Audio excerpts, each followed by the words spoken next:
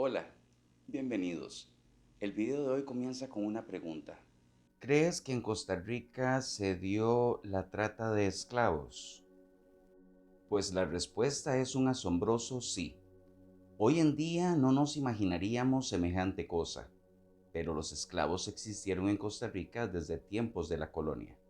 Para empezar, en África se enlistaban personas como usted o como yo, algunos con familia e hijos. Las enlistaban con el único fin de ser parte y reconquistar el nuevo mundo. Les prometían hectáreas de tierra fértil a cada uno, libertad y hasta trabajo para aquellos que quisieran repoblar las nuevas Indias. Así pues, y engañados vilmente, eran transportados por cientos a América, en barcos irónicamente llamados el Libertad o el Esperanza. Sin embargo, ya en el barco las instalaciones eran miserables y carecían de todo, pero iban atiburradas de ilusiones por los ahora esclavos.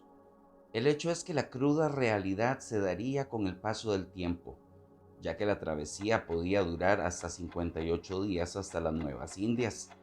En este caso, algunos preferían lanzarse al mar y morir ahogados, en vez de seguir aguantando hambrunas, plagas, malos tratos e injusticias de sus secuestradores. Sabemos que los primeros esclavos fueron traídos por Cristóbal Colón. No obstante, y posterior a esto, se da el comercio de personas negras, mal llamadas esclavos directamente en Costa Rica. Los cautivos llegaban al pueblo del Espíritu Santo en Esparza, esto en la provincia de Punta Arenas. De ahí eran especialmente llevados a Cartago. Llegaban a venderlos en la Plaza Mayor. Ahora bien, uno que otro se quedaba en San José y lugares aledaños. Generalmente el esclavo hombre trabajaba en el campo con la caña de azúcar, en los cacaotales en Matina, en las haciendas en Nicoya o cogiendo café en el área central. La esclava era la encargada de los quehaceres de la casa o hacienda, quien cocinaba, lavaba y servía los alimentos, y una que otra nodriza, quien cuidaba y amamantaba a los niños españoles y criollos.